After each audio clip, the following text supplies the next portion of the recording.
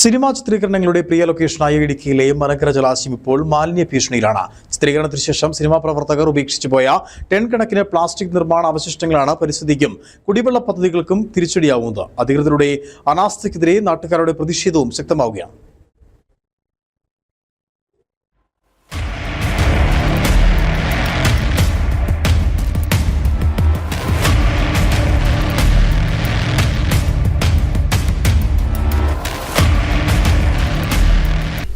മലയാള സിനിമയുടെ ഭാഗ്യ ലൊക്കേഷൻ എന്ന് വിശേഷിപ്പിക്കപ്പെടുന്ന മലങ്കര ഡാമും പരിസരവുമാണ് ഇന്ന് മാലിന്യക്കടലായി മാറിയിരിക്കുന്നത്.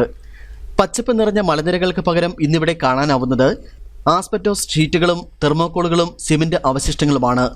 നൂറുകണക്കിന് സിനിമകൾക്ക് പശ്ചാത്തലമായ ഈ മനോഹര തീരം സമീപകാലത്ത് നടന്ന ചിത്രീകരണങ്ങൾക്ക് ശേഷം കൃത്യമായി വൃത്തിയാക്കാത്തതാണ് ഈ ദുരവസ്ഥയ്ക്ക് കാരണം.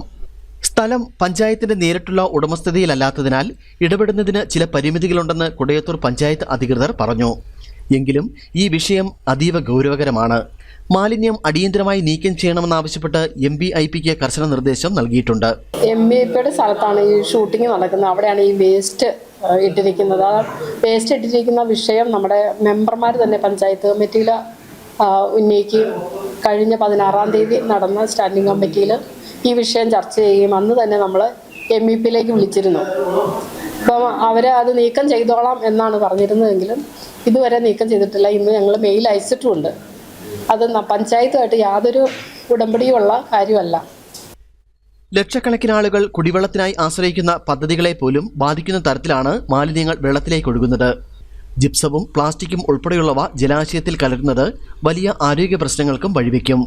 സിനിമാ ചിത്രീകരണത്തിന് ഭൂമി വിട്ടുനൽകുമ്പോൾ കൃത്യമായ നിബന്ധനകളോടെയുള്ള കരാറുകൾ ഉണ്ടാകാത്തതാണ് ഇത്തരം പ്രതിസന്ധികൾക്ക് പ്രധാന കാരണമെന്നും ആക്ഷേപമുണ്ട്. 2 വകുപ്പുകളുടെ അധീനതയിലാണ് ഈ ഭൂമിയുള്ളത്. ഒന്ന് ജലവിഭവ വകുപ്പ്, രണ്ടാമത് വനം വകുപ്പ്. ഇവിടെ നിരവധി സിനിമാ ഷൂട്ടിങ്ങുകളും മറ്റു പ്രവർത്തനങ്ങളും നടക്കാറുണ്ട്. അവിടെ വരുമ്പോൾ അവിടെ ഉണ്ടാകുന്ന മാലിന്യങ്ങൾ എങ്ങനെ ഇതിന് ശേഷം നിർമ്മാർജ്ജനം ചെയ്യുന്ന ബന്ധപ്പെട്ട ഡിപ്പാർട്ട്മെൻറ്റ് ഉദ്യോഗസ്ഥൻ ആദ്യം തന്നെ വിവരിക്കണം. അതിനുള്ള എഗ്രിമെൻ്റ് വേണം, ബോർഡും വെപ്പിക്കണം. ഇനി സംഭവം നടന്നു കഴിഞ്ഞു. ഇപ്പം ശരി, തടാകത്തിൽ തീയിട്ട് കത്തിച്ച് ചാരമെല്ലാം സമീപ ദിവസങ്ങളിൽ തന്നെ ഇത് തടാകത്തിലേക്കും. ഇനി ഇത് ഉണ്ടാവാതിരിക്കണമെങ്കിൽ ഇതിന് മുൻപോടിയായിട്ടുള്ള ഓരോ ആവശ്യത്തിനും ഇത് ഭൂമി വിട്ടുകൊടുക്കുമ്പോൾ നിർവഹണ ഉദ്യോഗസ്ഥനോ അല്ല അതിൻ്റെ കസ്റ്റോഡിയനായിട്ടുള്ള ആൾ വന്നിട്ട് സ്ഥലപരിശോധന നടത്തിയിട്ട് ഉണ്ടാവുന്ന മാലിന്യങ്ങൾ എങ്ങനെ നിർമ്മാർജ്ജനം ചെയ്യണമെന്ന് വ്യക്തമായ രേഖയുണ്ടാവണം. പ്രകൃതി ഭംഗി നുകരാനെത്തുന്ന സഞ്ചാരികളെയും കുടിവെള്ളത്തിനായി ജലാശയത്തെ ആശ്രയിക്കുന്ന സാധാരണക്കാരെയും ഒരുപോലെ വെല്ലുവിളിക്കുകയാണ് ഈ മാലിന്യ കൂമ്പാരം. എത്രയും വേഗം ഈ അവശിഷ്ടങ്ങൾ നീക്കം ചെയ്ത് മലങ്കരയുടെ സ്വാഭാവിക ഭംഗി വീണ്ടെടുത്തില്ലെങ്കിൽ വരും ദിവസങ്ങളിൽ ശക്തമായ ജനകീയ പ്രക്ഷോഭത്തിനാകും നാട് സാക്ഷ്യം വഹിക്കുക. News bureau, Thodupuzha.